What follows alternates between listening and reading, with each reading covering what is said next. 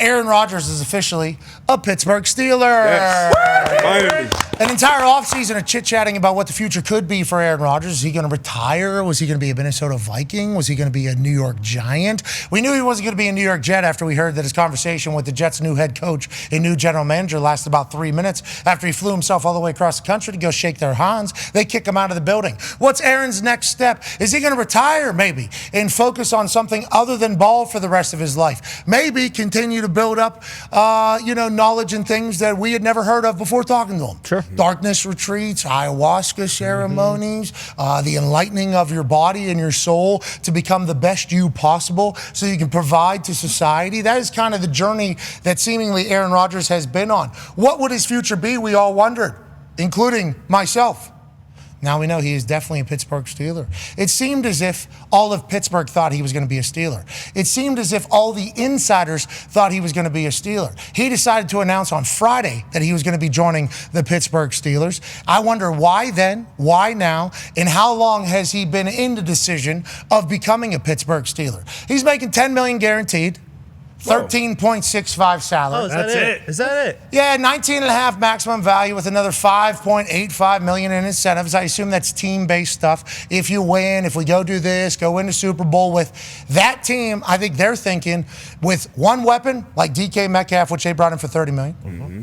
With one quarterback that can maybe operate this offense that Arthur Smith wants to be able to operate, if we can keep TJ Watt, which they're still going to have to figure out, we're a team that can contend. We're above 500 with absolute crap on the offensive side of the ball. If Aaron can come in here and matriculate the ball down the field and eat up some clock, make smart choices, not have any turnovers, the Pittsburgh Steelers are dancing in the playoffs yet again. And once they get in the playoffs, who knows, especially with how good their defense is. I assume that's how all of Pittsburgh feels. Let's go to one half of the hammer. Dahn. Cowboys AP tone. You guys excited that Aaron has officially announced that he's a Pittsburgh Steeler? And what are your thoughts and expectations for the team? Because just last week, I think you and many Steelers fans were saying, who cares? We're not going to win Super Bowl with him or without him. Who cares? Has that changed at all? Is there any sense of hope for a team going into an NFL season that maybe you can climb the top of the mountain? I'm glad you brought up last week and how, us Yinzers and me in particular have been acting the last couple months. When the Aaron news first came out months and months ago that there was a chance that he would come to the Pittsburgh Steelers, I stood on the soapbox and said, we need to get Aaron Rodgers. He's a much better option than Justin Fields. He's a much better option than Russell Wilson and whoever else is out there. And then came that lull period where, we started questioning whether he was going to come to the Pittsburgh Steelers or not, and we had to champion Mason Rudolph during those times. And during those times, maybe we did throw some shots at Aaron for squirting water guns on stage and doing stuff like that. And that was only because, Pat, and you know this. We did not. He's saying we as Steelers fans. Oh, sure. Yinzers fans. The formal we. Just making sure. Because he was going through stuff in his personal life. He explained more on Joe Rogan. He had two people in his inner circle that were going through cancer, people that are around him on a regular basis depend upon him as their employer that he felt obligated to attend. And if you look back to last year with the Jets, he was at all the voluntary stuff with the New York Jets. All of it. Literally all of it. And then the mandatory OTA or mandatory minicamp weekend just so happened to come on June 12th, 2024. 6/12/24. Now, we do not know if the date has any reason for that, but he had to go to Egypt, a trip that he had planned in advance. As a 40-year-old, he planned this trip to Egypt a few years. I don't know if it was last year or something like that. Once in a lifetime. Yeah, that's what he said. He said it was a once-in-a-lifetime trip to Egypt. He missed his mandatory minicamp. Was that everything, literally, for the first time in his career since he was like a rookie? Everything else missed that. It became this massive story of how selfish he was, how he didn't want to win, how he wasn't bought in, all the negative stuff came. So he approached this offseason, from what he told us. I know nothing other than what he said on our show, just to clarify for everybody.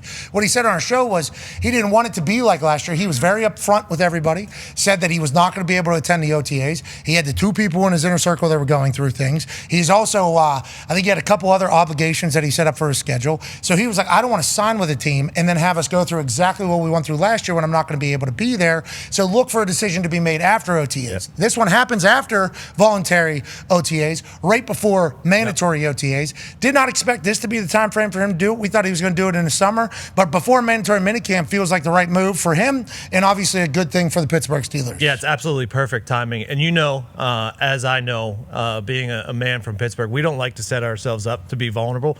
So I think the fan base as a whole was like, yeah, we don't want him. We don't want him. We don't need him. But then you realize your real feelings when it finally happens. And I was honestly super pumped when he signed. I started looking into things. In 2019, the Bucs were 7-9. Oh, and then they got Tom Brady the next year and won a Super Bowl. Okay, he was 43 years old. Peyton Manning, the Broncos in 2011, they were 8-8, and then Peyton Manning comes over as a 40-year-old. They won a Super Bowl. Okay, Aaron Rodgers, a 4-time MVP. He's 41. He leaves the great Green Bay franchise, comes over the Steelers. Yeah, sure, there was 2 years of the Jets. They don't count. They're not a real franchise. So he comes over to a team that was 10-7 last year, and he's 41 years old. I think the fan base is pumped, and who says no? I'm thinking Super Bowl, baby. Okay, it's great to hear because I was bummed out for you guys. Yeah. Because if you, as a 10-7 team last year, are thinking we can't win the Super Bowl, who is allowed to think in the offseason that they could win a Super Bowl? I see Mason Rudolph doing all this stuff, talking at rallies, throwing out pitches. He's getting the boys together. He's doing a lot of frontman, first quarterback things. There's a new sheriff in town. I think he understands that. I think Aaron understands that. And I think this was the Steelers' plan all along. Tomlin and Aaron have great respect for each other. Yep, always have. And Tomlin decided not to get any other quarterbacks, I think, out of a display of like, hey, we want you here. How do you feel about it, and what do you think inevitably happens? I like it for the Steelers. If I was a Steelers fan, I may feel differently because now are your true expectations to win a Super Bowl?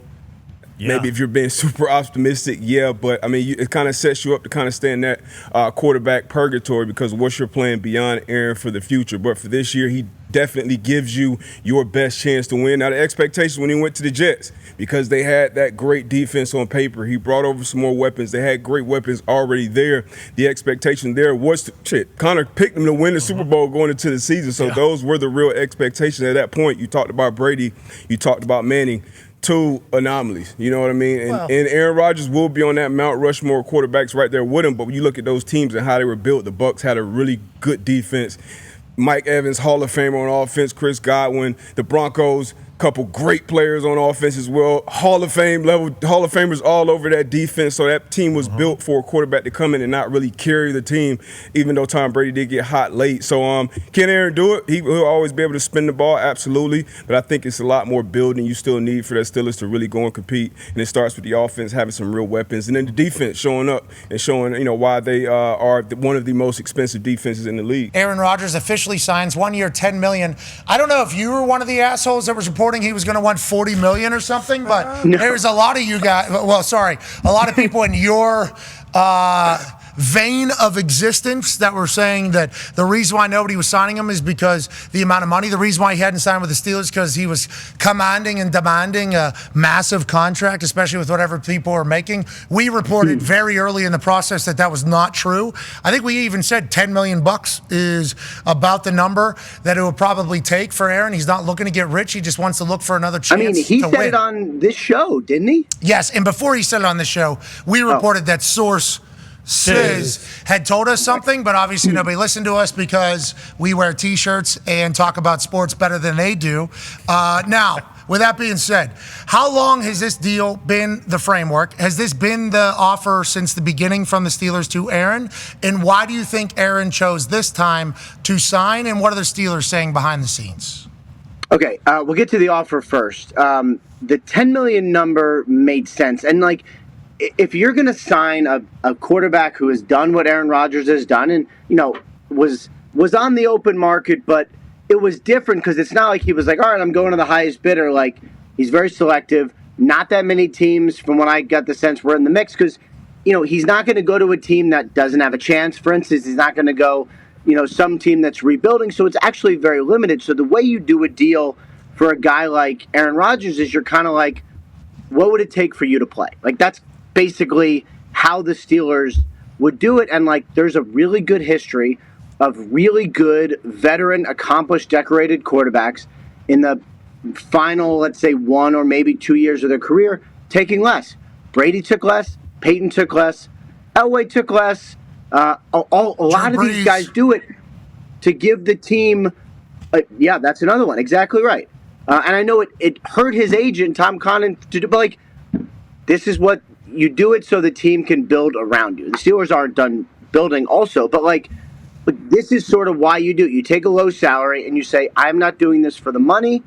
And you kind of just hope the team loads up around you. I would also say, I always kind of weirdly got the sense that Rodgers was uncomfortable making so much money. Like, that sounds weird to say maybe, but like, I kind of got the sense he didn't like how it felt to make so much. So like, this is probably something he's a little more comfortable. Yeah. I think you're right, Ian. I think you're right. Yeah, good take. I like that. Yeah, but I do think he was very comfortable with whatever team he was to go to next, whatever team it was to be after the Jets, even if it was the Jets. I think he went in there willing to restructure in the whole conversation. Took a pay cut there. I think even when he was there, he took a pay cut.